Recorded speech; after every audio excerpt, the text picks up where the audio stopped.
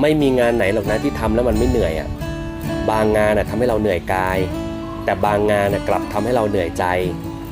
แต่ถึงจะเหนื่อยแค่ไหนจงจำไว้นะว่าไม่มีใครวิ่งเอาเงินมาให้เราง่ายๆเราจึงต้องเอาเหงื่อเอาแรงเอาความรู้สึกแลกมันมาความจนจะสอนให้เรารู้ว่าเราต้องอดทนอดกั้นเก็บความรู้สึกแล้วก็ยิ้มรับกับปัญหามีคำหนึ่งที่กล่าวไว้ว่าถ้าอยากสบายก็ให้ไปนอนตายในโรงอุปสรรคมันก็เป็นแค่บททดสอบที่ทำให้เรารู้ว่าเราจะไหวหรือไม่ไหวแต่ถ้าเราไหวก็ถือว่าเราได้วัคซีนเข็มใหญ่ที่สร้างภูมิคุ้มกัน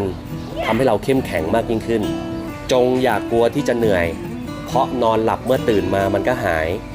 แต่จงที่จะกลัวความจนเพราะเมื่อไรที่ตื่นมาเราก็จะจนเหมือนเดิมถ้าเราไม่ลงมือ